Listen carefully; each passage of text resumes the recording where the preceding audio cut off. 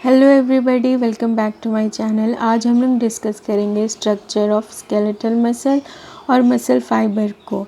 ठीक है, तो ये डायग्राम बेस्ड कॉन्सेप्ट है, तो आपके लिए ये डायग्राम मैंने लेके आया है।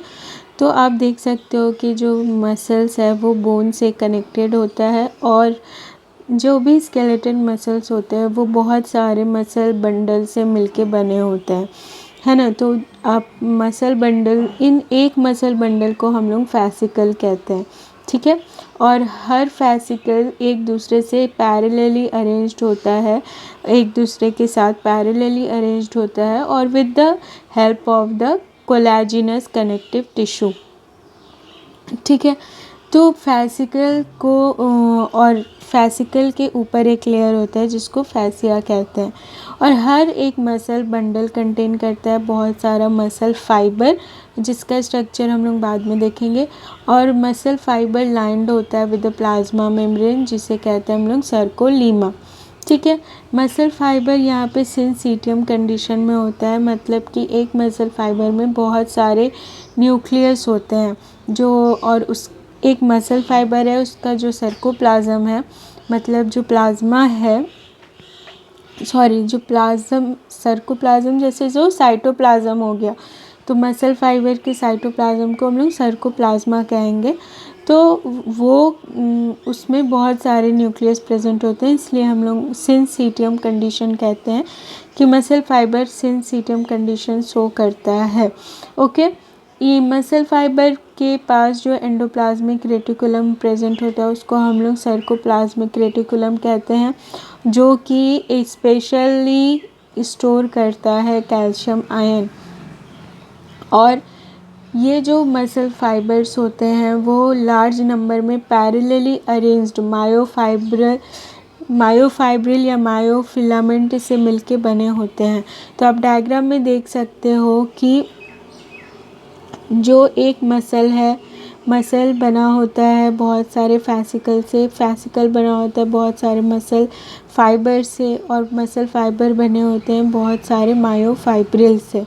ठीक है, यहाँ पे एपीमाइसियम वो लेयर है जो मसल को कवर करती है, पेरीमाइसियम वो लेयर है जो मसल बंडल्स को कवर करती है, और एंडोमाइसियम वो लेयर है जो कि मसल फाइबर्स को कवर करती है। ओके, आप यहाँ और देख सकते हो कि जो मसल है वो बोन से कनेक्टेड होता है with the help of the tendon, और हर मसल फाइबर में ब्लड वेसल्स प्रेजेंट होता है। इस डायग्राम में आप देखो कि यहाँ पे जो मसल फाइबर, एक मसल फाइबर को जूम करके दिखाया गया है। यहाँ पे एक मसल फाइबर में बहुत सारे मायोफाइब्रिल्स हैं, तो मतलब मायोफाइब्रिल से मिलके बना होता है मसल फाइबर। और न्यूक्लियस आप देख रहे हो कि न्यूक्लियस और सिंसीटियम कंडीशन में प्रेजेंट है। तो जब मायोफाइब्रिल को आप जूम करोगे तो आप जो डायग्राम देखोगे उसमें आपको दिखेगा कि एक थिक लाइनिंग है और एक थिन लाइनिंग है। तो मायोफाइब्रिल के पास एक डार्क बैंड होता है और एक लाइट बैंड होता है ना। तो जो डार्क बैंड होता है उसको हम लोग कहते हैं ए बैंड। ए बैंड का क्या मतलब हो गया? Anisotropic band. Anisotropic band क्यों कह रहे हैं? क्योंकि उस रीजन में एक्टिन और मायोसिन दोनों प्रेजेंट होते हैं, इसलिए एन आइसोट्रोपिक बैंड कहते हैं। और जो लाइट बैंड है उसको हम लोग कहते हैं आई बैंड। आई बैंड क्यों कहते हैं? क्योंकि आई बैंड मतलब आइसोट्रोपिक बैंड, मतलब वहाँ पे केवल एक ही टाइप का फाइब्रिल प्रेजेंट होता है। Centre of the A band में आप देख सकते हो एक डार्क जोन है जिसको एच जोन कहा जाता है। इसको हेंसन जोन भी कहा जाता है क्योंकि हेंसन ने इसको फर्स्टली डिस्क्राइब किया था।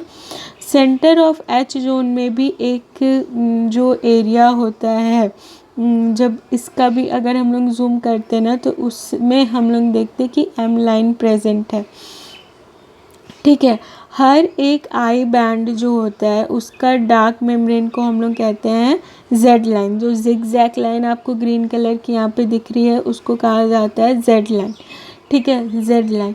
और यहाँ आप इस डायग्राम में आप आराम से देख सकते हो कि जो थिक जोन है, जो डार्क जोन है, जो ए बैंड वाला जोन है, जहाँ पे दोनों लेयर प्रेजेंट है, ठीक है। और जेड लाइन जो है वो ब्लू कलर का जो है वो जिगजैग वाला लाइन प्रेजेंट है। यहाँ एच जोन में आपको एम लाइन नज़र आ रहा होगा।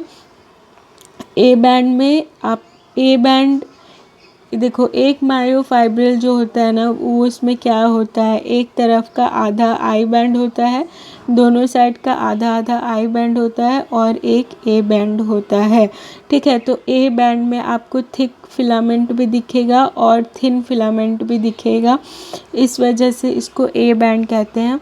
और थिक फिलामेंट क्या है, मायोसिन है, और थिन फिलामेंट क्या है, एक्टिन है। तो एक्टिन और मायोसिन के फिलामेंट से मिलके बना होता है मायोफाइब्रिल। ओके, आई होप आपको लेक्चर समझ में आया होगा। अच्छा, एक पूरा जो थिन फिलामेंट थिक फिलामेंट पूरा एक सेगमेंट है, उसको हम लोग कहते हैं सर्कोमेयर।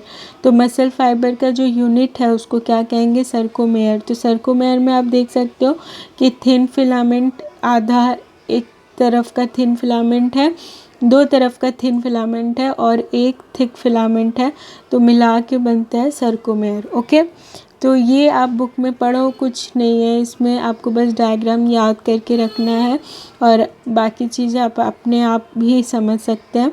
Thank you for watching. Lecture समझ आया हो तो शेयर करिए प्लीज़। Bye bye.